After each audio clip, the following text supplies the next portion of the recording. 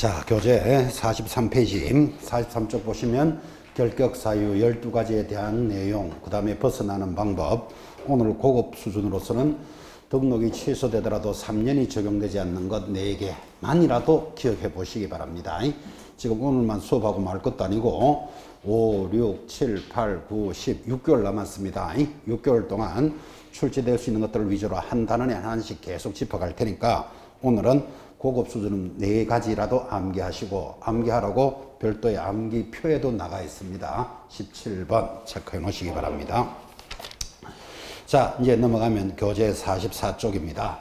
오늘 수업이 이렇게 진행되고 있죠. 자격증을 따신 분이 중개업을 하려면 등록을 해야 됩니다. 등록을 하기 전에 뭐부터 받아야 되고, 교육 받아야 되고, 그 다음에 등록의 절차 공부하셨습니다. 그 다음 등록도 하지 않고 영업하는 자, 무등록업자에 대한 처벌 3년에 3천만 원 이런 게 수업이 되었는데, 등록이 되지 않는 사유를 결격 사유로 한다 공부하셨죠. 그리고 결격 사유 제목이 제일 중요합니다.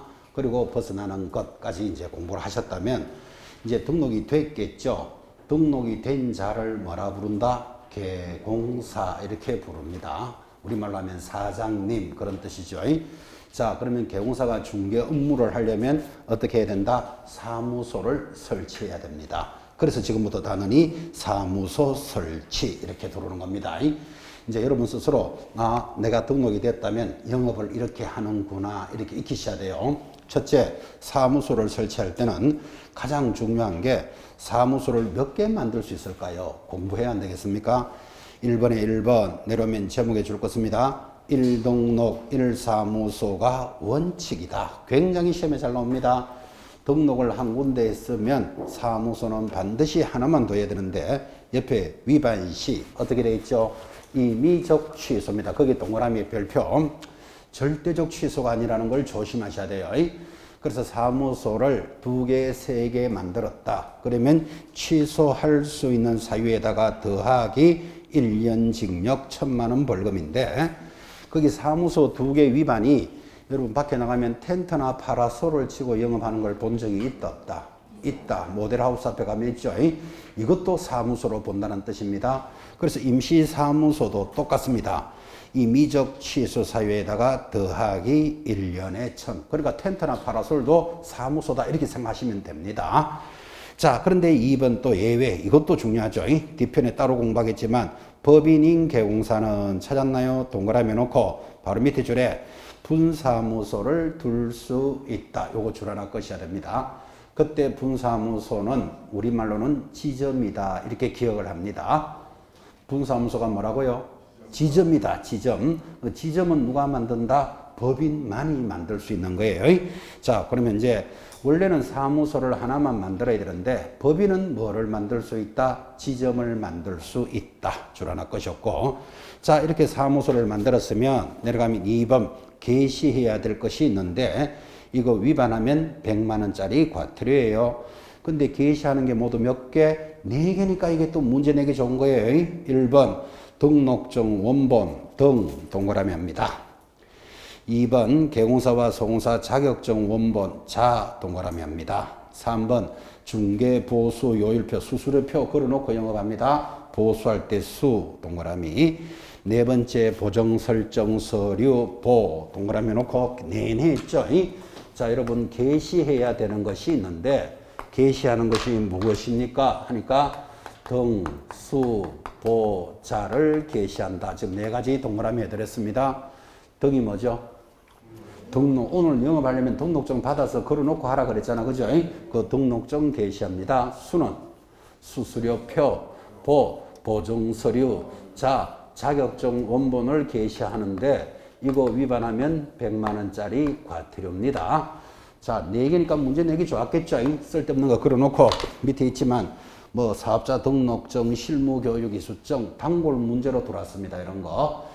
등수, 보자는 개시하니까 모의고사 치고 나면 내 등수를 보자. 그러면 개시돼 있다. 이렇게 기억합니다. 여러분 모의고사 치고 나면 내 점수를 봐야 되잖아. 그죠? 등수, 보자는 개시한다. 하고 4가지를 익히시라고요. 이거 위반하면 100만 원짜리 과태료입니다. 그때는 별도의 말이 없더라도 게시하는 것은 전부 원본입니다. 여러분 사본을 걸게 되면 복사해서 다른 사람 이름을 걸 수도 있는 거잖아, 그죠? 그래서 별도의 말이 없더라도 게시는 전부 원본입니다. 원본. 약국이나 병원에 가보셨나요? 약사 자격증, 의사 면허증 유심히 한번 보시기 바랍니다. 전부 원본 딱 끌어놓고 영업합니다. 게시하는 것들은 원본이다.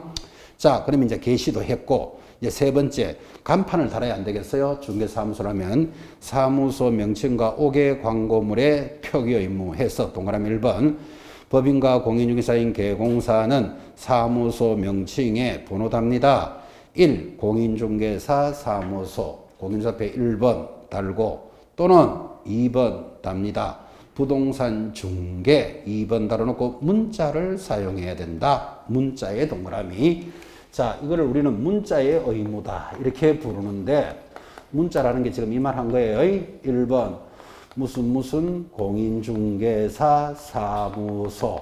여러분들은 이렇게 하거나 마음에 안 들면 무슨 부동산 중개라는 문자를 사용해야 된다. 번호를 2개 달았는데 아니 무슨 법이 간판을 이렇게 다세요 저렇게 다세요 이런 것도 규제를 합니까? 여러분 그렇게 생각할 수 있는데 이렇게 규제를 안 하니까 밖에 나가보면 무슨 컨설팅 사무소 이런 게 없나 기획 부동산 또는 개발 부동산 이렇게 막 적으니까 일반인들이 딱 보면 정상적인 개공사인지 무자격자인지 구분이 안 되더라고요. 그래서 정상적인 사람은 이렇게 해야 된다라고 의무를 부과하는 거예요. 자, 그러면 이 문자를 위반하게 되면 교재도 나오지만 100만 원짜리 과태료인데 위반한 자가 개공사가 아닌 자가 위반할 수도 있잖아. 그죠? 그러면 사정이 1년에 1,000만 원으로 확 달라집니다. 자, 다시 이렇게 써야 되는 의무가 있는데 이거를 위반하는 자가 개공사가 위반할 수 있잖아. 그죠? 개공사가 위반하면 100만 원짜리 과태료예요. 개공사도 아닌 자가 개공사인 것처럼 이렇게 쓰면 사정이 확 달라집니다. 얼마? 1년에 1,000이니까 이거를 누가 위반한다를 의식해 놓으셔야 돼요. 이걸 의식을 안 하면 한 번은 100만 원 과태료가 맞다더니 한 번은 또 1년에 1,000이 맞다 네네네네 이거 막 정신없이 막 꼬여 있다고요. 자, 그래서 누가 위반하느냐를 의식해 놓으셔야 됩니다. 당연히 거기 내려가면 3번에 3번 개공사 아닌 자는 이라는 말이 있습니까? 거기 줄 한번 꺼보십시오. 3번에 3번 개공사 아닌 자는 당연히 공인중개사 사무소 부동산 중개라는 명칭을 사용하여서는 아니 된다. 그거 당연한 거지. 옆에다가 위반 시 1년에 1,000 적어 놓으셔야 됩니다. 자, 스토리가 이렇게 갑니다. 이제 등록이 된 여러분들은 사무소를 만들고 영업하는데 사무소 몇 개 만들어야 된다? 딱 하나 만들어야 된다. 근데 2개나 3개 만들면 1년에 1,000만 원이고 취소될 수 있다. 이거 공부하고 있는 겁니다. 그리고 사무소를 만들었으면 게시하는 게 4가지가 있다. 뭐를 게시한다? 등수보자 게시한다. 위반하면 100만 원 과태료다. 그 다음 사무소를 만들었으니까 간판을 걸어야 되는데 간판은 이거 둘 중에 하나를 사용해야 된다. 근데 개공사가 이거 위반하면 100만 원 과태료. 아닌 자가 이랬으면 사정 확 달라진다. 그죠? 1년에 1,000. 스토리가 그렇게 가고 있습니다. 자, 드디어 이제 오른쪽 가면 4번. 이제 영업을 하려면 물건에 대한 표시 광고를 해야 된다. 거기 표시에 동그라미 해놓고. 자, 1번. 개공사가 의뢰받은 물건에 대하여 표시 광고를 하려면 중개사무소 및 개공사에 관한 사항을 명시하되 또 중요한 말 나옵니다. 줄 거 씁니다. 중개보존에 관한 사항은 명시하여서는 아니 된다. 이거 위반하면 얼마짜리? 100만 원짜리 과태료예요. 자, 그럼 광고를 할 때는 뭐를 표시해야 되는데 박스, 사무소 명칭, 명칭에 동그라미, 소재지, 동그라미, 연락처, 동그라미, 등록번호, 동그라미, 바로 밑에 개공사 성명, 성명의 동그라미. 동그라미 모두 몇 개 했죠? 오, 5개니까 또 갱가식 문제 내기 좋다니까요. 자, 지금 이런 이야기를 했습니다. 표시 광고의 의무는 설명을 이렇게 했죠. 지금 여러분 밖에 나가보면 그죠? 게시판이나 전봇대 지금은 많이 없어졌어요. 이 법 때문에. 여기 물건에 대한 광고를 하는데 빌라 사진을 찍어 놓고 올수리 되어 있음, 거실, 욕실 있고 금액은 얼만데 생각 있으면 연락해 주세요. 이런 광고 본 적 있습니까? 지금도 가끔은 보이죠. 자, 여러분 이렇게 광고가 딱 있으면 여러분이 생각하기에는 이 광고를 정상적인 개공사가 하는 거다. 무자격자가 하는 거다. 집주인이 직접 광고하는 거다. 구분된다, 안 된다? 구분이 안 된다고. 그러니까 무자격자들이 이렇게 광고를 하고 고객이 연락 오면 영업하는 수도 있었겠죠. 그래서 이거를 방지하려고 표시 광고를 하려면 반드시 적어야 되는 게 5가지가 있다. 이렇게 법이 도입이 되는 거예요. 5가지니까 문제 내기 좋다. 지금 이 말 한 거예요. 지금 동그라미 했는 게 뭐죠? 사무소 명칭, 미래공인중개사 사무소 반드시 적어야 돼. 소재지 서울 강남구 뭐 역삼동에 있는 역삼동 몇 번지까지는 안 적어도 돼요. 역삼동 소재, 사무소 연락처, 전화번호 반드시 적겠죠. 대표자 개공사 김갑동, 그리고 등록번호 뭐 서울 뭐 12에 1, 2, 3, 4, 5, 6이라는 등록번호 5가지를 기재하라라고 법에 들어왔다고요. 그러니까 무자격자가 영업하는 걸 방지하려고 그런 거예요.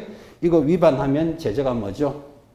위반하는 자가 첫 번째 개공사가 이거 위반할 수 있잖아요. 그러면 개공사는 얼마? 100만 원 과태료예요. 근데 개공사도 아닌 자가 개공사인 것처럼 이렇게 광고하는 수도 있을 수 있잖아. 그죠? 요거는 위반하면 얼마로 간다? 1년에 1000이에요.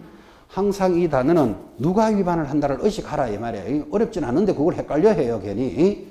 자, 그런데 이렇게 광고할 때는 중개보조원에 관한 사항은 기재하여서는 아니 된다. 이거 위반하면 100만 원이라고 특별히 이야기하고 있잖아. 그죠? 지금은 여러분들이 예사로 듣고 계시는데, 그죠? 이 법이 중개보조는 시험에도 들어왔습니다만, 중개보조는 광고해서는 아니 된다. 이렇게 법이 딱 들어오니까요. 우리 중개업계가 덜썩거렸어요. 왜 덜썩거렸는가 하면, 여러분, 물건에 대한 광고를 못한다. 이 말은 영업을 하지 마라. 이 말하고 같은 말이에요. 그러니까 이게 이제 얼마나 아찔한 조문인가 하면, 자, 이렇게 예를 한번 들어봐요. 제가 중개보조원이라고 칩시다. 여러분, 중개보조원은 공인중개사가 아닌 자로서 단순한 업무를 보조하는데 중개보조원은 자격증이 없을 뿐이지 인간성이 나쁜 사람 아니죠. 중개보조원이 영업 잘하는 사람 많습니다. 고객 관리 잘하고 인물 좋고 성실하고 신의로운 사람 많습니다. 단지 그 사람은 뭐가 없다? 자격증만 없는 거예요. 자, 그런 중개보조원이라고 제가 치고 제 친구가 건축업자예요. 그래서 대학교 앞에 원룸을 하나 지었어. 그럼 제가 친구니까 야, 네가 전적으로 방도 새도 놓고 이 원룸이 좋은 주인 있으면 팔아줘. 그럴 수 있겠지. 그럼 제가 중개보조원일 때 이렇게 광고했겠죠. 뭐 건국대학 앞에 올수리 되어 있고 옵션 어떻게 되고 보증금 5천에 월세 30입니다. 하고 이렇게 광고를 하고 고객을 만나서 관리를 했을 건데 지금부터는 중개보조원은 광고하여서는 아니 된다. 이렇게 나왔잖아 지금. 그지? 그럼 나는 영업을 못한다. 이 말하고 같은 말이라고 이게. 그래서 이게 중개업계가 덜썩거렸다 이 말이에요. 그럼 제가 만약에 친구로부터 이런 물건을 받았다면 굳이 광고하려면 어떻게 해야 되죠? 사무소 이름으로 넣으면 되겠지. 사무소 이름으로 광고하면 되니까. 그럼 그래서 영 못하지는 않았는데 불편하잖아요. 중개보조는 하루 종일 사무소 붙어 있다는 보장도 없는데 이렇게 광고 냈다가 만약에 다른 사람이 계약하면 좀 심하게 말하면 내 물건 뺏어간다라는 말도 될 수도 있다고. 좀 과장된 이야기지만 그래서 중개업계가 덜썩거렸다 이 말이에요. 그래서 여러분들은 지금 거기 중개보조원에 관한 사항은 명시하면 안 된다는 걸 줄을 끄면서 뭐를 생각하셔야 되는 거냐면 밑에다 적으셔야 돼요. 더러워서라도 자격증 따고 영업해야 돼요. 그 더러워 이렇게 딱 적어놔야 돼. 더러워서라도. 그죠? 아니 그래서 5월 초니까 또 공부 열심히 하시라고 동료의 말씀이기도 하죠. 지금도 밖에 나가면 자격증 없어도 중개업 할 수 있다 이런 말 많이 해요. 맞잖아. 중개보조원 없어도 할 수 있고 부친유 줘도 자격증 없이 연락 영업하잖아. 그죠? 그런데 결국은 없으면 이런 식으로 불편하게 만든다고. 그래서 기왕 여러분들은 공부를 시작하신 분들이니까 이왕 원래 꼭 자격증을 따시도록 하라고. 그죠? 옆에 적었습니까? 더러워. 이래 적어놔야 돼. 더러워서라도 자격증 따놓고 영업하셔야 돼. 앞으로 이게 더 심화될 거예요. 이게 자격증은 라이센스이기 때문에 어쨌든 자격증 있는 자와 없는 자에 대한 구분은 자꾸 갈 거예요. 지금 광고 못하게 하고 있잖아, 지금. 광고를 못한다 이 말은 영업 못한다 이 말하고 같은 말이에요, 이게. 그래서 업계가 덜썩거렸다 이 말이에요 지금. 자, 지금까지 설명을 강하게 했던 것이 쭉 내려오면 동그라미 3번 추가된 게 있습니다. 자, 이번에 3번 오른쪽 제일 밑에 3번입니다. 개공사가 인터넷을 이용하여, 자, 인터넷의 동그라미 표시 광고를 할 때는 이 5가지 사항 외에 중개 대상물의 종류별로 다음 사항을 명시하여야 한다. 역시 이것도 위반하면 100만 원짜리 과태료예요. 이게 무슨 말인가 하면, 자, 주목합니다. 광고를 할 때는 이렇게 5가지를 적어놓고 하라 그랬죠. 안 하면 개공사는 얼마? 100만 원 과태료. 아닌 자가 하면 1년에 1000만 원인데 여기서 인터넷을 이용하여 광고할 때는 추가로 적어야 되는 게 있다. 요즘 여러분 인터넷으로 광고 많이 하죠. 예를 들면 뭐 한방, 직방 이런 말 혹시 들어보셨습니까? 그런데 인터넷으로 광고를 하는데요. 부당한 광고를 많이 하는 거라. 사실은 이거죠. 광고할 때 인기 있는 물건은 잘 없는 거잖아요. 뭐 가격이 싸고 위치가 좋고 물건이 가격이 좋으면 바로 나오자마자 바로 팔리잖아요. 지금 그죠? 인기 있는 물건은 잘 없는데 이런 인기 있는 물건이 없으면서 있는 척해서 고객을 유인한다고. 그럼 고객을 유인해놓고 고객이 연락이 딱 오면 아, 1시간 전에 팔렸는데 이거 하면 안 되겠습니까? 이렇게 영업하는 게 많더라고요. 특히 사람을 보고 대면 광고하면 그렇지는 않는데 인터넷은 누군지 모르잖아요. 지금 불특정 다수를 올려놨으니까. 그래서 법을 바꾼 거예요. 인터넷을 광고할 때는 추가로 이거 적어야 된다. 그죠? 추가로 적는 걸 가만히 보면 요거 가짜 광고를 못하게 하는 거예요. 한번 봐요. 인터넷으로 할 때는 다음 사항을 명시해야 되는데 이것도 역시 위반하면 100만 원 과태료예요. 기업. 물건에 대한 종류 이번에 적어야 돼. 종류가 뭔가 하면 아파트다, 빌라다, 원룸이다. 소재지는 강남구 역삼동 17번지, 면적은 32평, 가격은 얼마다. 그리고 니은의 거래 형태, 매매다, 임대다. 이까지 적어놔야 돼. 매매다, 임대다. 그 다음에 건축물은 총 층수 적어야 돼. 20층 중에, 이거 적어야 돼. 20층 중에. B, 그 다음에 사용 승인, 사용 검사, 준공 검사 받은 날 적어놔야 돼. 그 다음에 건물의 방향, 남향이다, 동향이다, 방의 개수, 욕실의 개수, 입주 가능 일자, 주차 대수와 관리비는 얼마 나온다 까지 적어야 돼. 자, 그럼 여러분 요 내용을 딱 들어보면 가짜를 넣기에는 너무나 무리잖아. 가짜 물건을 넣기에는. 그죠? 그래서 인터넷을 광고할 때는 이런 것들이 추가로 광고하도록 도입이 됐습니다. 이거 위반하면 뭐라고 돼 있죠? 역시 광고 위반이니까 100만 원짜리 과태료예요. 근데 개공사가 이걸 안 하면 100만 원 과태료인데 개공사 아닌 자가 이래 하면 사정 달라져요. 얼마로 넘어간다고요? 1년에 1000. 그 이야기 하고 있는 거예요. 자, 그 다음에 더 중요한 게 돌았습니다. 넘어가면 방금도 이야기했지만 이렇게 광고를 할 때는 부당한 표시 광고를 금지한다. 이게 돌았어요. 별표 탁 찍어 놓고 자, 부당한 표시 광고는 밑에 둘째 줄에 제재가 얼마짜리죠? 500만 원짜리 과태료예요. 그럼 여러분 구분해야 되겠죠? 봐요. 표시 광고를 위반, 광고라고 나왔잖아요. 위반하면 100만 원짜리 과태료, 아닌 자가 하면 1년에 1000인데 이번에는 글자가 3개 붙었어요.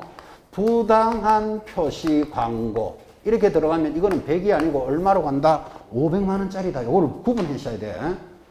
자, 그러면 부당하게 표시 광고하는 거 한번 볼까요? 하나만 봐도 답은 되죠. 기업, 중개 대상물이 존재하지도 않는데 실제로 거래할 수 없는 물건을 있는 척하고 올려요. 이거를 뭐라고 그런다? 부당한 표시다. 동의하시겠습니까, 여러분들? 거기 미엄 한번 봅시다. 미엄. 중개 대상물의 입지 조건, 생활 여건, 가격과 거래 조건 등 중개 대상물의 선택에 중요한 영향을 미칠 수 있는 사항을 빠뜨리거나 은폐하거나 축소하는 방법으로 줄 것입니다. 소비자를 속이는 광고. 소비자를 속이는 하면 이건 그냥 광고의 의미가 아니고 부당한 표시다. 이 정도는 찾아내겠습니까? 이 5가지를 적발되면 어떻게 된다? 500만 원짜리 과태료. 그럼 조금 구분해야 될 필요 있죠.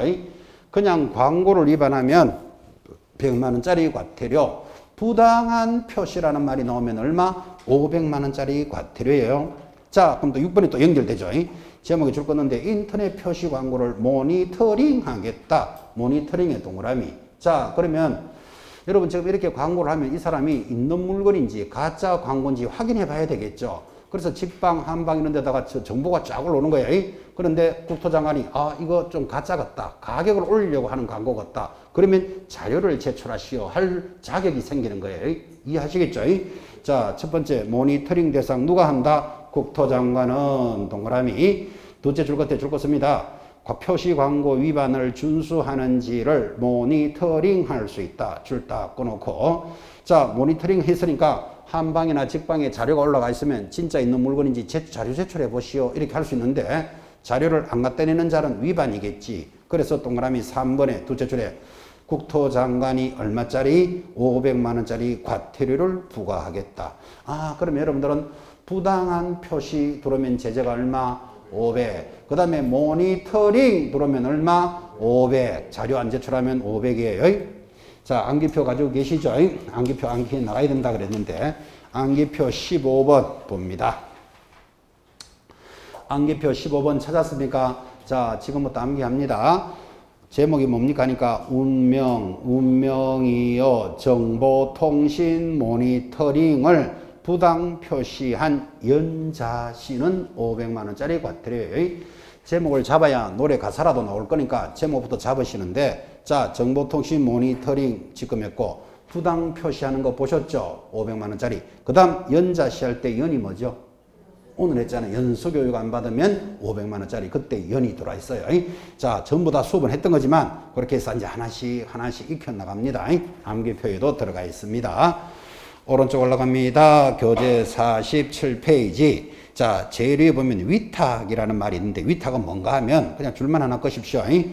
국토장관은 모니터링 업무를 다음 기관에 위탁할 수 있다. 무슨 말인가 하면 직방, 한방 이런 데 있는 자료가 정상적인지 모니터링 하는데 국토장관이 다른 일은 안 하고 그 자료만 보고 있을 수는 없잖아요. 그래서 그 업무를 맡긴다. 맡긴다를 위탁이라 그래요. 가볍게 줄만 껐습니다. 기억에 어디? 공공기관에 맡길 수 있다. 공공기관 줄 긋고 니은 끝에 정부 출영기관 밑줄 디귿 끝에 이런 업무를 수행하는 법인 밑줄 그 다음에 리얼 이런 업무를 관리하는 기관이나 단체에 위탁할 수 있다. 가볍게 보시면 돼요. 자, 나머지 또 내려가면 7번 별표. 이제 모니터링을 하라고 그랬으니까 모니터링은 이런 식으로 한다 하고 작년에 한 문제 냈어요. 모니터링 방법은 두 가지예요. 기본 모니터링 밑줄 꽂고 얼마마다 실시합니까? 옆에 분기별로 실시한다. 분기별 동그라미. 분기가 얼마죠? 석 달마다 기본적으로 모니터링 해라 이 말이에요. 그 다음 수시 모니터링 동그라미. 수시 모니터링은 언제 하죠? 두째 줄에 필요하다고 판단하면 수시로 할 수 있다. 체크했습니까? 자, 문제 내겠습니다. 기본 모니터링은 수시로 실시한다. OX, X 그게 수시 모니터링이에요. 다시 수시 모니터링은 분기별로 실시한다. OX 지금 반대로 이야기하고 있는 거 아시죠? 어떻게 들어온다 하는 걸 딱 잡으셔야 돼. 그 다음에 모니터링 업무는 이렇게 돼 있다. 그럼 이제 이렇게 모니터링을 했으면 밑에 동그라미 3번에 기본 모니터링은 분기별로 하라고 그랬잖아. 그죠? 그럼 분기가 끝났는 날 마지막 날로부터 30일 내로 보고해라. 자료가 가짜가 있더라 없더라 이런 걸 보고하는 거예요. 수시 모니터링은 언제까지 보고해야 되죠? 모니터링 업무를 끝났는 날로부터 15일 내로 해라. 그 정도만 짚으시면 돼요. 더 이상 깊게 나올 것도 없고, 그죠? 그래서 모니터링 하는 말도 들으셨습니다. 자, 넘어가면 8번째 또 사무소를 갖췄는데 간판의 철거 임무라는 게 들어왔습니다. 아, 이게 또 간판의 철거 임무는 아주 가벼운데도 시험에 자주 연결했는데, 자, 언제 간판을 철거합니까? 기억, 박스, 사무소 이전 사실을 신고하면 이전, 동그라미. 여러분 서울에서 영업하다가 수원으로 이전했어요. 간판 철거하고 가라 이 말이에요. 왜 그럴까요? 간판을 철거 안 하고 가니까 그 간판을 달고 무자격자가 일을 하더라니까요. 그래서 이전하면 뭐해라? 철거해라. 니은 폐업 사실을 신고하면 폐업의 동그라미. 이제 영업 그만하면 철거해야 돼요. 근데 철거를 안 하니까 자격증 없는 자가 그 간판을 달고 일하더라니까요. 폐업. 3번 취소를 받으면 취소의 동그라미. 자, 세 가지 경우인데 이게 시험에 굉장히 자주 나왔지만 여러분 조심해야 될 거. 철거하라는 의무를 위반하면 제재가 뭘까요? 거기 기억 1번에 보시면 지체 없이 철거해야 된다. 이걸 안 하면 박스 밑에 2번 등록관청은 행정대집행법에 따라 대집행할 수 있다. 대집행할 수 있다. 줄 것이야 돼요. 그 대집행한다는 말은 대신 집행한다. 이 말은 강제로 철거한다. 이 말이에요. 그럼 강제로 철거해서 이제 경비를 청구하지. 여기에 철거 의무 위반하면 100만 원 과태료다. 이래 걸면은 틀린다고요. 근데 잘 걸려들어요, 그거. 그래서 거기 8번 제목 옆에 적어놨잖아요. 간판 철거 의무 했는데 위반하면 과태료는 없어. 일부러 적어놨잖아요. 그죠? 지금 여러분들이 100만 원짜리 과태료를 쫙 공부하고 있는 데다가 요 문제 딱 끼우면요. 아, 요거 100만 원 이렇게 막 딸려 들어간다고. 과태료가 없다. 그거 기억해 놓으셔야 돼요. 그럼 과태료는 없는데 위반하면 어떻게 한다고요? 강제로 철거하도록 돼 있다니까요. 자, 그런데 거기 박스 안에도 다 시험에 들어왔던 거지만 니은, 갈관이 휴업했을 때 철거할 필요 있다 없다? 없죠. 휴업하면 휴업 끝나면 다시 하는데 왜 철거하는데, 그죠? 그 다음 디귿. 취소를 받으면 철거하라고 그랬지. 업무 정지 받았다. 철거할 필요 있다 없다? 없다. 왜? 업무 정지 끝나면 일을 할 사람인데 그 철거할 이유가 없죠. 그런 것들도 다 답으로 들어왔어요. 이런 거는 사실은 암기하는 게 아닙니다. 상식이잖아. 그죠? 취소됐을 때 철거하지. 업무 정지 받았으면 1월 1일부터 5월 1일까지 업무 정지다. 그 업무 정지가 끝나면 다시 할 수 있는 걸 왜 취소할까요? 자, 이제 사무소를 만들고 게시할 것, 광고는 어떻게 하고, 광고했을 때 모니터링은 어떻게 한다. 이제 이런 내용들이 진행이 됐다면 드디어 큰 2번, 이것도 자주 나옵니다. 사무소 이전 신고. 아주 시험에 잘 나옵니다. 현실적이니까. 자, 사무소 이전은 이렇게 일어나겠죠. 여러분 여기 강남이라고 칩시다. 강남 역삼동에서 중개업을 하던 자가 구리시로 이사합시다. 구리가 잘 된다네요, 요즘은. 구리시에 가면 뭐 수택동 이런 데 있습니다. 자, 물어봅시다. 역삼동에서 영업하던 자가 구리 수택동으로 왜 이사 갔을까요? 이걸 잘 될 것 같았어. 가고 싶었어. 이거를 관할구역 외로 이전한다 그래요. 이럴 수도 있죠. 역삼동에서 영업하던 자가 강남의 삼성동이라는 것도 있어요. 이쪽으로 이전할 수도 있겠죠. 이거를 뭐라고 부른다? 관할구역 내로 이전하는데, 자, 사무소는 관할구역 외로 가나 내로 가나 항상 이사부터 하고 신고하니까 사후 신고제가 도입돼 있다. 이게 가장 중요한 거예요. 사후 신고제라는 게 뭐죠? 이전부터 하고 며칠 내로 10일 내로 신고하는 거예요. 근데 이거를 글자 하나에 핑핑 날아다닙니다. 사무소를 이전하고자 하는 자는 10일 내로 신고해야 한다 하면 틀려요. 이전하고자 하는 자가 아니고 이전한 자는 신고하는 거예요. 그리고 이걸 강조 안 하면 찾아내겠습니까? 이거 웬만큼 눈 밝아가지고. 그래서 사무소는 사후 신고제가 도입돼 있다. 이게 가장 의식 있는 거 중요한 거예요. 실제로 출제된 바도 있고 글자 하나에 한 문제씩 막 핑핑핑 날아다닙니다. 여러분들 볼까요? 자, 사무소 이전 신고 관할 지역 내로 이전했을 때 동그라미 1번 이전한 날로부터지 이전할 날이 아니잖아 지금 이게. 그죠? 한 날로부터 이전부터 하고 10일 내로 다음 서류를 첨부하여 신고한다. 자, 오른쪽에 이것도 하나 체크합시다. 49페이지 상단에 관할구역 외로 갔을 때도 똑같아. 동그라미 1번 이전한 날로부터 이래 나가잖아. 그죠? 10일 내로 이전 후 등록관청에 신고하는데 서류는 밑에 다음과 같다. 이렇게 나가는 거예요. 자, 그러면 이제 책에 있으니까 또 공부도 많이 해왔으니까 현실적으로 대답 한번 해보세요. 강남 역삼동에서 영업하던 자가 나 구리시 수택동으로 가고 싶다. 그러면 이전부터 하고 한 날로부터 며칠 내로 10일 내로 자, 요 그림에서 어디 가서 신고해야 될까요? 당연히 이전 후 등록관청 구리시청에 신고하는 거예요. 자, 그때 구리시청에 신고할 때 서류가 뭘까요? 가져가는 서류. 책에는 있지만 자, 첫 번째 등록증 가져갑니다. 이거 왜 가져가는가 하면 내가 역삼동에서 영업할 때 등록증 받아서 영업했잖아. 아까 등록의 절차. 등록증 받았겠죠. 거기에 뭐 미래공인중개사 돼 있고 강남구청장이 발급한 것을 걸어놓고 영업했잖아요. 그죠? 자, 내가 구리로 갔으니까 이제 저희 등록증을 갖다 내야지. 이 사람이 어디서 이사 왔다는 걸 알게 된다니까. 그죠? 등록증을 딱 갖다 내면 다시 등록증이 나오겠지. 자, 이 등록증은 뭐 미래공인중개사 돼 있고 누가 발급했다? 구리시장이 발급한 것을 걸어놓고 영업해야 되는 거예요.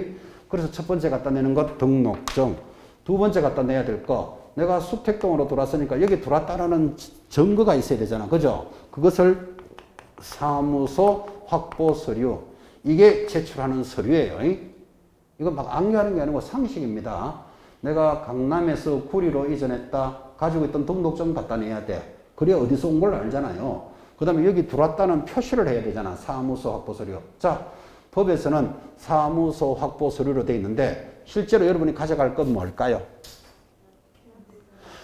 점포를 하나 샀으면 매매계약서, 수택동에 샀다는 매매계약서, 빌렸으면 임대차 계약서. 내가 원래 점포가 있던 사람이에요. 그러면 건물 등기부에 내 거라고 나타나잖아. 세 개 중에 하나를 가져가는 거예요. 이런 거를 여러분들이 어려워해요. 법조문에는 사무소 확보 서류, 이거는 기억한다니까. 근데 사무소 확보 서류가 뭐죠? 하면 몰라요. 이러면 이제 날 새는 거예요, 지금. 시험에 그렇게 물어들어요. 뭐 가져간다고요? 샀으면 매매계약서, 빌렸으면 임대차 계약서, 점포가 있던 사람이면 건물 등기부에 내 거라고 나타나잖아, 지금. 그죠? 자, 그럼 이 세 가지 중에 어느 게 제일 많이 들어올까요? 몰라. 조사 안 해봤어. 근데 임대차 계약서가 많겠죠? 감각을 살리려고 제가 물어본 거예요. 자, 그러면 여기에 관할구역 외로 갔을 때 그렇게 한다면 관할구역 내로, 예를 들어서 역삼동에서 삼성동으로 갔다. 똑같이 뭐라고 그랬죠? 이사부터 가고 간 날로부터 10일 내로 어디 가서 신고할까요? 이거 강남구청에 신고해야 되잖아, 등록관청에. 그죠? 그때 가져가는 서류가 뭘까요? 똑같아. 등록증 가져가야 돼요. 왜 그런가 하면 여기 강남 역삼동에서 영업하던 자가 이제 주소가 삼성동으로 바뀌었으니까 삼성동으로 바꿔서 내줘야 되잖아, 지금. 그죠? 그러니까 등록증 딱 갖다 내야 된다고. 그때 강남구청은 바뀐다, 안 바뀐다? 안 바뀌겠죠. 주소만 바꿔서 내주면 되잖아. 그죠? 이거를 기재 사항을 변경해서 이렇게 나간다고. 됐죠? 두 번째 가져갈 거 뭐? 똑같다니까요. 사무소 확보 서류. 내가 삼성동에 들어왔다는 사무소 확보 서류 내야 될 거 아니라, 그죠? 뭐 가져갈까요? 매매계약서, 임대차계약서, 건물등기부 중에 하나를 가져가는 거. 똑같잖아 봐요. 자, 그럼 이래 되죠. 관할구역 외로 가나, 관할구역 안으로 가나, 날짜도 10일, 사후 신고제도 똑같고, 서류도 똑같고, 다 똑같잖아요. 지금 제재 위반했을 때 제재도 똑같아요. 근데 다른 게 하나 있어야 안 되겠습니까? 자, 관할구역 외로 갔을 때는 옛날에 여기 역삼동에서 영업할 때 수택동으로 갔으니까 가지고 있던 서류를 놔둘 필요가 없잖아.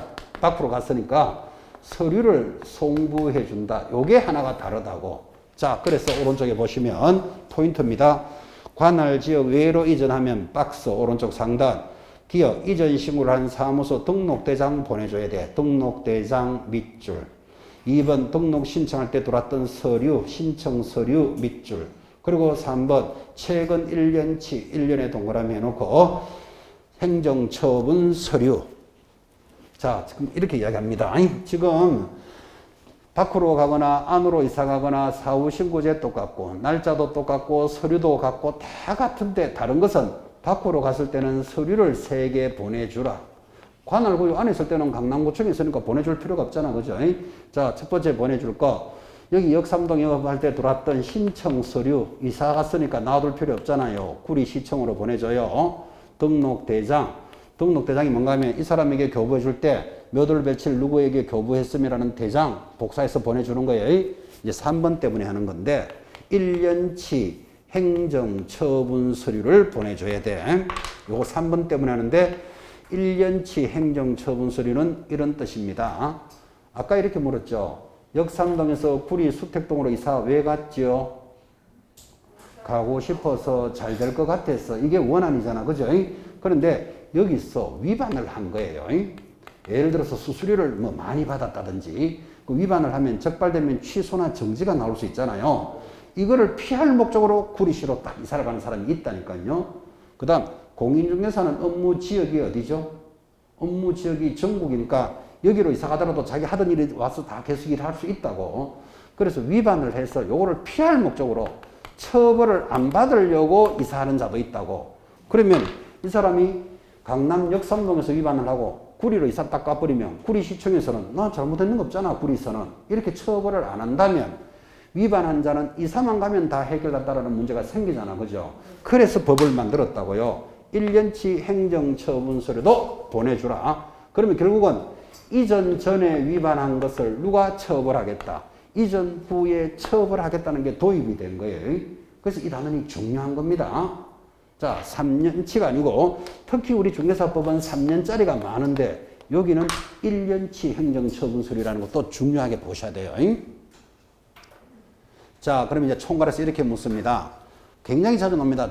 이제 행정처분의 관청이 달라지기 때문에 이전 전에 위반한 사실에 대해서는 이전 전 등록관청이 처벌한다. O, X. X, 누가 한다? 이전 후 관청이 처벌합니다. 지금 그림으로 다 그랬잖아. 그죠? 근데 이렇게 다 듣고도 시험이 흘러가면 그래, 이전 전에 위반한 것은 이전 전 관청에서 깔끔하게 처리하겠지. 이런 느낌이 확 오도록 문제를 내요. 의식을 딱 해놓으셔야 돼요. 이전 후 관청이 처벌한다. 그러려고 뭐를 보내주라 그랬다? 1년치 행정처분서류를 보내준다. 그게 포인트라 그랬잖아요. 자, 그럼 이렇게 열심히 공부했는데 내려가면 3번 위반하면 얼마짜리다? 100만 원짜리 과태료예요. 지금 100만 원짜리가 쫙 흘러갔기 때문에 또 이제 100만 원짜리 한번 봐야 돼. 암기표 19번. 자, 오늘 수업했는 것 정도만의 암기표라도 암기하셔야 됩니다. 그리고 또 계속해서 이제 암기표를 갖고 짚어가겠지만 19번 100만 원짜리 과태료 찾았습니까? 제목 잡아내셔야 됩니다. 100만 원짜리가 뭐죠? 이, 보, 개, 문, 표, 반납, 반납표. 그래서 여러분들은 문표를 반납 안 하면 100만 원짜리 과태료다 이렇게 생각하시면서 이, 보, 개, 문표, 반납, 반납할 때 이가 뭐죠? 방금 했잖아. 이전 신고 위반하면. 표가 보가 뭐죠? 보정정서 교부 위반. 개가 뭐죠? 개시 의무 위반. 오늘 개시하는 거 몇 개라 그랬죠? 봐요. 등수, 보, 자 위반하면 100만 원 과태료예요. 그래서 이제 하나씩 익혀 나가는 거예요. 문이 뭐죠? 문자 사용 위반. 여기 보고 계시죠? 문자는 2개 중에 하나를 써야 되는데 개공사가 위반하면 100만 원짜리. 아닌 자가 하면 사정 달라져요. 1년에 1000. 문자 보이시죠? 표 보이십니까? 표가 뭐다? 표시 광고 위반. 여기 있잖아요. 표시 광고를 할 때는 5가지를 적어야 되는데 중개보조원에 관한 사항은 명시하면 안 된다. 이런 말이 있었고 이거 위반하면 표시 광고 100만 원짜리. 그죠? 근데 글자가 부당한 표시. 글자가 3개 붙어 뿌리면 얼마로 간다? 500으로 가는 거예요. 아까 확인하셨죠? 그 다음 반납, 표 해서 단원이 나올 때마다 짚을 겁니다. 그래서 5월, 6월 수업은 암기표 지참해서 계속 반복할 겁니다. 여러분들 암기도 하셔야 돼요.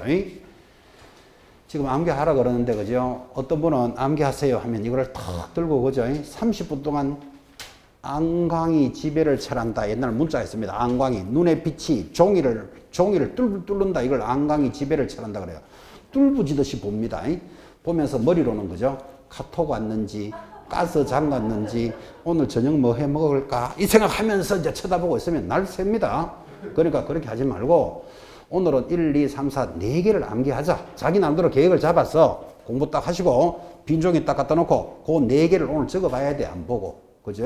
그렇게 해야 암기가 되는 줄 안다니까요. 자, 그럼 오늘 4개, 한 2, 3일 때 매일 중개법만 할 수는 없으니까, 또 다음 날에는 4개. 이렇게 4개씩 나름대로 계획을 잡아서 보시면 한 달 되면 다 한번 볼 거예요. 그러면 한 달이 끝나거든. 이번엔 1번부터 10번까지 10개 공부하고 옆에 적어보자. 이렇게 해야 암기가 됩니다. 안광이 지배를 철하듯이 눈의 빛이 종이를 뚫듯이 그래 쳐다본다고 되는 거 아니다. 이 말이 지금 그죠? 그래서 4개씩 딱 잡아서 암기 일단 해봐요. 여러분 암기가 일단 딱 되면요. 지금 우리가 수업 이번 하고 말 것도 아니고 5, 6, 7, 8, 9, 10이 쫙 진행되는데 눈이 달라질 거예요. 보는 게. 그래서 암기할 건 암기도 해 놓으셔야 돼요. 자, 좀 전에 했던 거 기죽기에서 다시 한번 합시다. 등록이 한번 취소된 자는 3년 동안 영업 못해요. 그죠? 근데 3년이 적용하지 않는 게 4개가 있어요. 1번 뭐? 이렇게 나와야지. 사망. 2번 해산. 3번 결격 사유로 취소된 자 3년 적용 안 해요. 몇 년 적용해요? 그렇지. 결격 사유가 벗어나야 돼. 4번째 등록 기준이 미달된 자 3년 적용 안 해요. 왜 적용 안 해요? 기준만 채우면 일해주는 거예요. 자, 일단 이렇게 암기가 돼 있어야 돼. 그래 또 해당된다는 수업도 들을 거잖아. 그죠?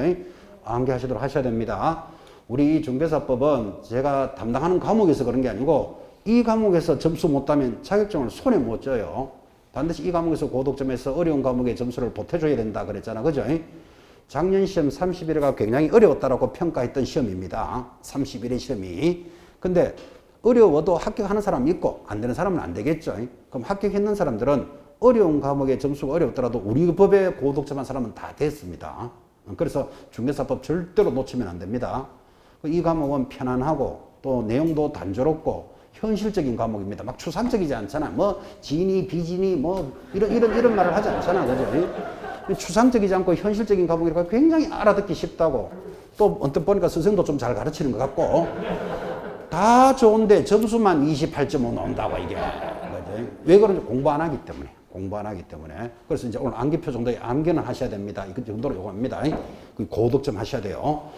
자, 그래서 100만 원짜리 과태료도 정리했다면 49페이지 하단에 3번 법인의 분사무소 설치는 매년 나옵니다. 거기 중간에 제목 오른쪽에 보니까 21, 22, 23, 24 쫙 갖다 붙었죠. 매번 나온다는 걸 볼 수 있습니다. 시간 좀 있는 분은 밑에다가 33, 34, 35 한 몇 년 할 사람들은 계속 적으시기 바랍니다. 반드시 출제된다는 걸 강조하는데, 자, 여기는 제목이 중요해요.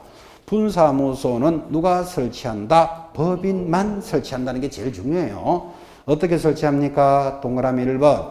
주된 사무소가 속한 시군구를 제외하고, 제외 동그라미 위에다가 포함 X, 매번 시험에 그래 나오니까 포함이 아니고 제외하고 시군구별로 설치하되 시군구별로 한계를 초과할 수는 없다.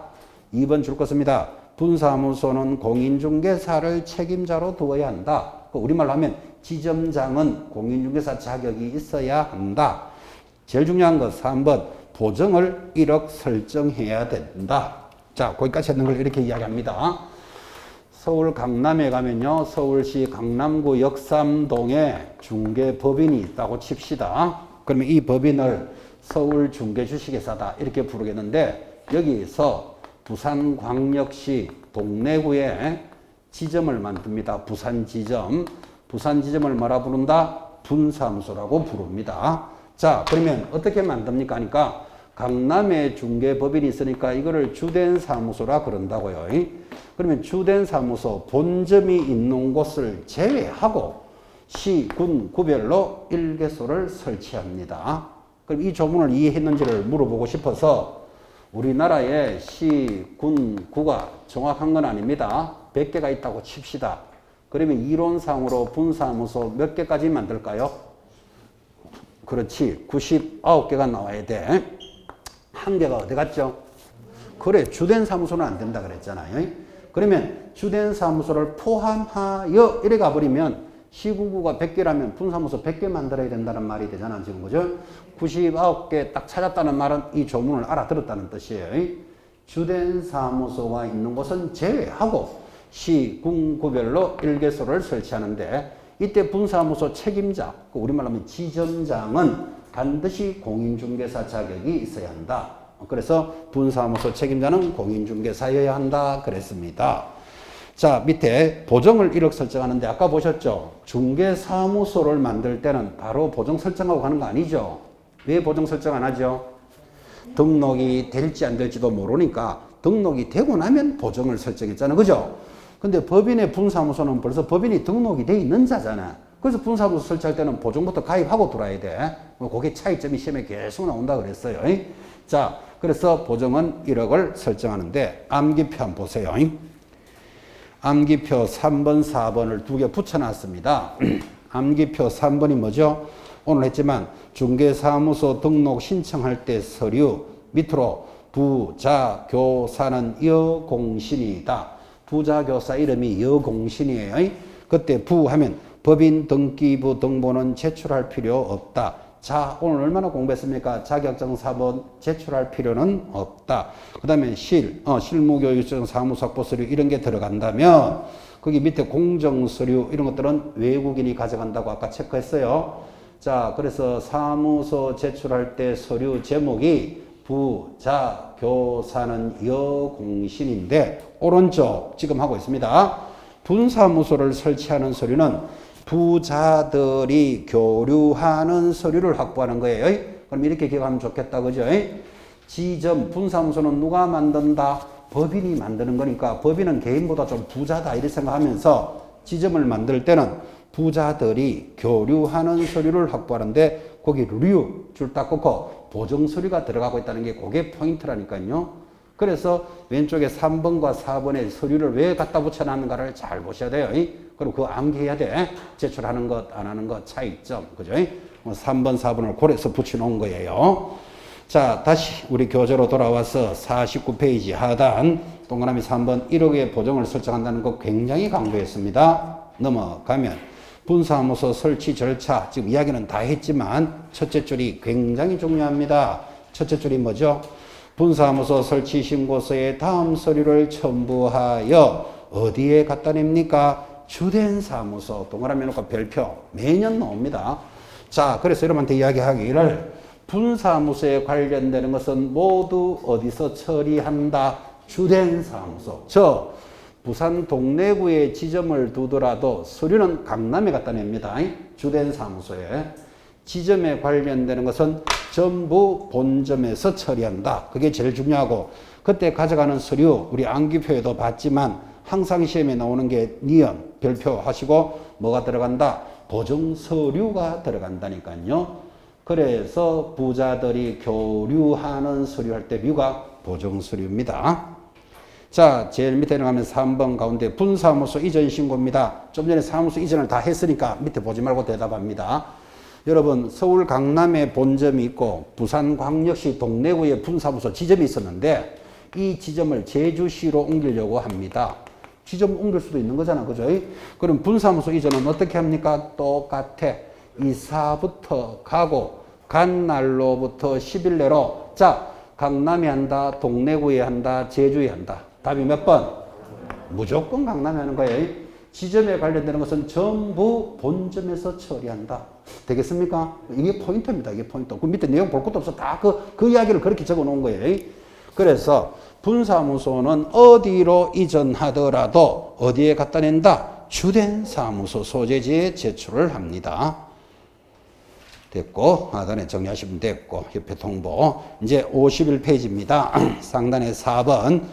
사무소에 대해서는 공동사무소까지 오늘 공부를 할 건데, 공동사무소는 이런 거라 그랬죠. 주목합니다. 사무소 몇 개 들어가 그랬죠? 딱 하나만 들어가 그랬잖아요. 사무소는 하나인데, 여러 사람의 개공사가 같이 사용합니다. 이거를 공동사무소라고 합니다. 그렇게 쓰면 좋은 점이 뭘까요? 경비를 절감할 수 있다. 동의하시겠습니까? 여러분, 그죠? 강남 사거리에 좋은 점포가 생겼어. 아주 건물도 새 거고 영업도 잘 되겠어요. 근데 월세가 한 500만 원 내야 된대. 그럼 좀 부담스럽잖아. 그죠? 근데 친환경공사 5명이 사용하게 되면 100만 원씩만 내도 되잖아. 그죠? 그래서 우리 법에서는 경비를 절감하려고 공동사무소를 만들 수 있도록 해준 거예요. 그때 경비도 절감되지만 혼자 일하는 것보다는 5명이 같이 하면 일거리도 더 많이 받을 수 있겠죠. 그 일거리를 많이 받는 것을 업무를 효율적으로 수행한다 그러는 거예요. 자, 봐요. 첫째 줄에 개공사는 업무의 효율적인 수행을 위하여 밑줄 긋습니다. 다른 개공사와 다른 개공사 줄 하나 꺼놓고 사무소를 공동으로 사용할 수 있다. 이렇게 들어왔는데 다른 개공사를 왜 줄을 긋는가 하면 옛날에는요. 공인중개사는 공인중개사끼리만 공동사무소 해야 돼. 법인은 법인끼리만. 그래서 끼리가 원칙이었는데 지금 줄 것이었죠. 다른 개공사와 설치할 수 있으니까 법인하고 공인중개사도 되고 부칙육조도 되고 끼리도 되고 안끼리도 가능하다는 뜻이에요. 그게. 그래서 밑에다가 안끼리 가능 이렇게 적어 놓으셔야 돼. 무슨 뜻인지 느낌 왔죠? 예전에는 끼리가 공동사무소인데 지금은 안끼리도 가능하다. 그러니까 법에 다른 개공사와 설치할 수 있다. 그랬지 끼리만 하라는 말이 없잖아. 지금 그죠? 규제가 완화되는 거예요. 안끼리도 가능하다. 그 다음 공동 사용하는 방법. 자, 사무소를 공동 사용하고자 하는 개공사는 사무소 개설 등록 또는 이렇게 나가니까 개설 등록 앞에 1번 달고 1. 개설 등록 또는 사무소 이전 신고를 하는 때 이전 앞에 2번 달고 사무소를 사용할 권리가 있는 줄 것입니다. 다른 개공사 성낙서를 첨부하면 된다. 누구 성낙서라고요? 다른 개공사의 성낙서지. 거기 또 임대인, 건물 주인의 성낙서 이렇게 시험에 나온 바 있어요. 그래서 거기 X 해놨잖아 지금 그죠? 그 다음 3번 사용의 제한인데 여러분 공동사용의 제한은 사실 읽거나 많은데 동그라미 1번에 줄 하나 거요. 업무 정지 기간 중 줄 하나 것이고 쭉 내려가면 동그라미 2번도 첫째 줄에 업무 정지 기간 중 찾았습니까? 거기 줄 하나 꺾고 공통점이 뭐죠? 줄 꺾는 거. 업무 정지 기간 중에는 공동사무소 만들 수 없다 이 말이에요. 읽거나 많아지. 자, 경공사가 영업을 하고 있는데 업무 정지 받았어요. 왜? 뭐 위반했겠지. 업무 1월달부터 5월달까지 업무 정지 내리니까 나 친구 사무실로 공동사무소 할 거야. 이거는 안 된다 이 말이에요. 뭐 당연한 이야기죠 사실은. 업무 정지 중인 자는 안 된다. 까지가 다 했습니다. 다 했고. 자, 이제 마무리인데 52페이지 상단에 보면 주의가 있죠. 여러분 우리 지금 이 요약집의 좋은 점이 뭔지 아십니까? 항상 어떤 단원이 딱 시작되면 끝에 주의라는 표현이 있어요. 유심히 공부하신 분은 느끼겠지만 주의는 출제했던 것들을 다 올려놓은 거예요. 그러면 그 주의는 여러분이 의미 있게 봐야 되는데 이 공동사무소에서 출제했던 게 이거예요. 제류에 봐요. 주의. 업무 정지를 받은 경영사 사무소를 공동으로 사용하기 위하여 다른 경영사가 등록을 신청할 수 없고 분사무도 설치할 수 없으며 다른 경영사가 이전할 수도 없다. 이 말의 결론은 뭐죠? 업무 정지 받은 자 공동사무소 안 된다. 지금 그 이야기 하는 거잖아. 지금 그죠? 주의합니다. 두 번째, 휴업 중인 경영사는 공동사용이라는 승낙서를 주는 방법으로 다른 경영사와 사무소를 공동으로 사용할 수 있다 없다? 있다. 업무 정지 중인 자는 위반을 한 자지만 휴업 중인 자는 위반한 자가 아니잖아. 그죠? 휴업 중일 때 다른 사람 들어와서 공동사무소 해도 돼요. 이런 것들. 마지막, 업무 정지 경영사는 다른 경영사와 공동으로 사용하지 않는 방법으로 사무소를 이전할 수 있다. 이게 지금 무슨 말인가 하면 업무 정지 경영사가 다른 경영사의 사무소를 공동으로 사용하지 않는 방법으로 사무소를 이전할 수 있다라는 말은 업무 정지 받은 자는 공동사무소 안 된다 그랬죠. 근데 이제 그 사무소에 비었어요. 누가 쓰든지 어떤 사람 업무 정지 받았겠죠. 그죠? 그러면 저 업무 정지를 안 하고 있는 사무소지만 그쪽으로 사무소는 이전할 수 있다 없다? 있다고. 여러분 이런 느낌 많아요? 저 사람이 지금 위반을 해가지고 업무 정지 받았어. 그럼 저기 가보면 지금 뭐 영업 안 하겠죠? 정지 받았으니까. 그쪽 사무실로 이전할 수 있다 없다? 된다고. 우리는 중개사무소 조건이 뭔가 하면 건축물 대장에 있으면 될 것, 그랬지 업무 정지 받은 자 안 된다 이런 말이 없다고요. 이런 거 조심하셔야 돼요. 업무 정지 받은 자 사무실로 가서 공동사무소는 하면 안 되지만 사무소는 이전할 수 있다니까. 좀 더 강하게 설명합니다. 지금 저 사무소가 등록 취소 받았어요. 왜 받았을까요? 위반을 했으니까. 그럼 등록 취소를 받았으니까 이제 영업 안 하겠죠. 그쪽 사무실로 이전할 수 있다 없다? 있다니까. 된다니까. 그죠? 근데 취소됐다면 안 될 것 같은 느낌이 오잖아. 그죠? 좀 더 강하게 설명합니다. 저쪽 사무소가 피가 줄줄줄 흐르는 사무소예요. 이전할 수 있다 없다? 이전할 수 있다니까. 우리는 건축법상 적합하면 된다니까. 그죠? 그 개념이니까 그 세 번째 조문도 잘 봐놓으셔야 돼요. 자, 오늘 수업이 여기까지인데, 자, 거기서 다음 주 수업이 바로 밑에 이제 겸업이라는, 이제 등록을 하고 사무소를 갖췄으면 뭐 해야 됩니까? 영업을 해야 돼. 영업을 하는 지역, 영업할 수 있는 절차, 어떤 업무를 할 수 있느냐라는 단원이고 아주 중요하기도 하고 재미있는 단원이 준비되어 있습니다. 오늘 정규 수업은 여기까지 마무리합니다. 대단히 수고하셨습니다. 다음 주에 뵙겠습니다.